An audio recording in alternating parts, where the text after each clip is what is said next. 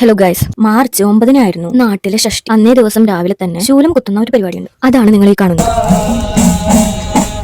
ശൂലം കുത്തൽ കാണാൻ പോയ ഞങ്ങൾക്ക് കുത്തുന്നത് കാണാൻ പറ്റിയില്ല. കാരണം എന്താ, കുറച്ച് ലേറ്റായി. കളാര അമ്പലത്തിൽ നിന്ന് തുടങ്ങി ഷഷ്ടി നടക്കുന്ന അമ്പലമായ കോവിലാണ് എത്തിച്ചേരേണ്ടത്.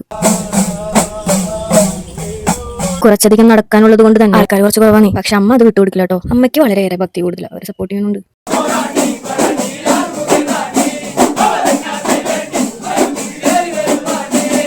അമ്പലത്തിൽ നിറയെ ആൾക്കാരുണ്ടായിരുന്നു. ഇതാണ് നമ്മളുടെ അമ്പലം. ഇവിടെ വെച്ചാണ് ശൂലം ഊരുന്ന ചടങ്ങ്. അത് കാണുന്നവർക്ക് മനക്കെട്ടി നിറയെ വേണം. വീഡിയോ എടുക്കുന്നത് കൊണ്ട് മാത്രം ഞാനത് കണ്ടു ഗൈസ്.